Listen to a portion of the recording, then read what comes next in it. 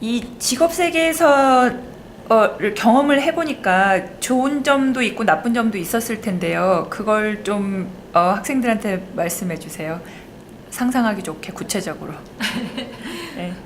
네, 뭐 일단 좋은 점이 훨씬 많죠. 일단 굉장히 지명도가 있는 데고 그러니까 일을 하면서 사실 보람을 느끼는 게 민간 기업에서는 그게 아주 쉽지는 않을 거거든요. 제가 민간 기업에서 일도 해봤고 거기서는 이제 내가 성과를 내면 아 내가 잘했다는 거를 그 나타내는 지표가 되는 거고 그거에 대해서 보상을 받고 이제 딱 그 수준인데 그러니까 나는 일을 잘하는 사람이고 거기에 상응하는 보상을 받았다.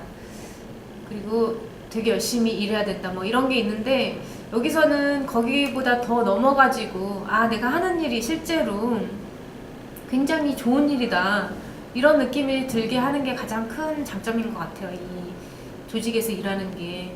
그러니까 나는 뭐 회사의 이익을 위해서 일하는 것도 사실은 나쁜 거는 아니고 그게 이제 그 총 경제에 도움이 되는 활동임에도 불구하고 여기서 하는 일은 이제 그보다 더 넓게 나는 돈을 버는 일은 아니지만 그 못 사는 사람들한테 어느 정도의 그 삶의 터전과 그리고 기반을 가져다 주는 일에 공헌하는 일이다.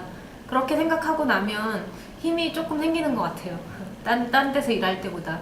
내가 하는 일이 어쩔 때는 굉장히 어렵고 정부 사람들하고 뭐 협상도 잘 안 돼가지고 밤새도록 얘기하다가 마무리 못하고 돌아가고 뭐 이런 경우도 많이 있는데 전국적으로는 이제 이렇게 사인을 하고 그 준비했던 프로젝트가 승인이 되고 뭐 이럴 때 느끼는 그런 그 환희 뭐 이런 거는 다른 조직에서 느끼는 거랑은 약간 질적으로 차이가 나는 것 같아요. 그게 뭐 어떤 사람들은 그거를 사명감이라고 부르기도 하고 뭐 그런데 그냥 좋아요 기분이. 그런 일을 하고 있다는 자체가.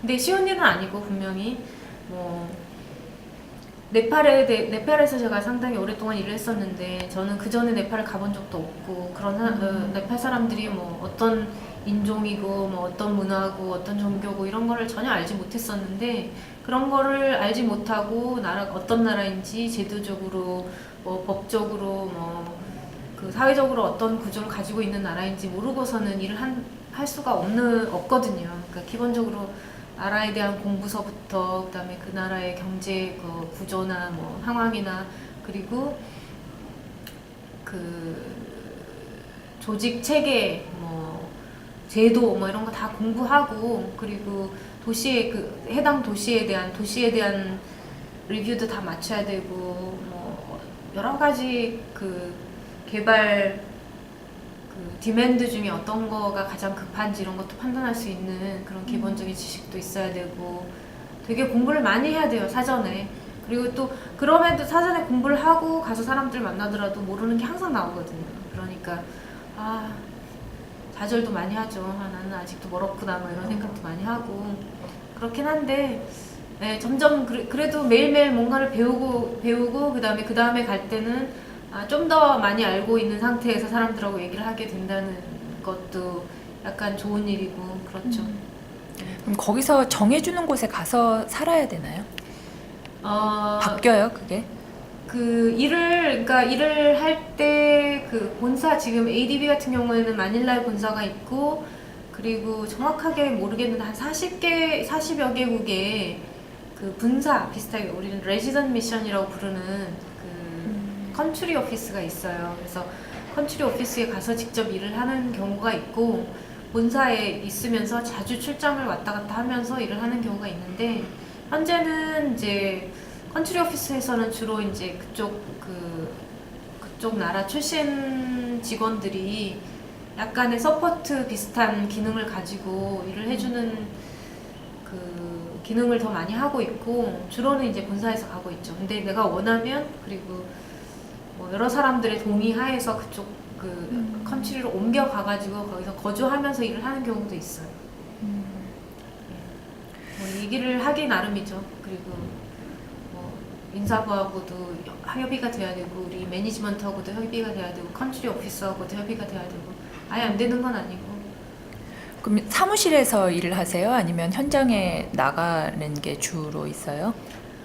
보통 반반인 것 같아요. 365일 중에 한 달은 휴가고 휴가고 그 다음에 나머지 시간 반은 사무실에서 보내고 그 나머지는 이제 그 해당 국가나 그런데 출장 다니면서 보내는 것 같아요.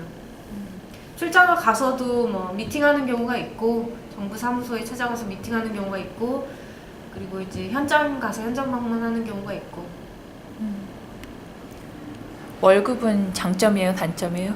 월급은 요번에 제가 사실은 그 세계은행 지원하기 전에 한국에 다시 돌아오니까 너무 좋더라고요. 역시 우리나라가 모든 게 편리하고 빠르고 뭐 사람들도 빠릿빠릿하고 무슨 얘기하면 제깍제깍 알아듣고 반응하고 이런 게 좋아서. 그러니까 그 전에 이제 마닐라에 있었고 바로 전에는 프랑스에 있었는데 다 이런 나라들이 서비스가 되게 약한 나라들이거든요. 그래서 한국에 와보니 그게 너무 좋아서 여기서 일을 해볼까 하고 좀 알아봤는데 일단 일이 많지 않고 기회가 많이 없고 그리고 뭐 보수나 이런 것도 그 ADB나 세계은행 이런 데서 주는 것보다 적고 그런 것 같아서 다시 마음을 고쳐먹고 다시 하던 일을 계속 하는 월급은 장점으로. 장점이죠. 네. 네. 거긴 특히 이제 세금을 안 내니까 소득에 대한 세금을 안 내서 뭐 세금까지 감안을 하면 상당히 많은 편이에요. 공무원 중에 제일 돈 많이 주는 직업 정도로 정의하면 될 것 같아요.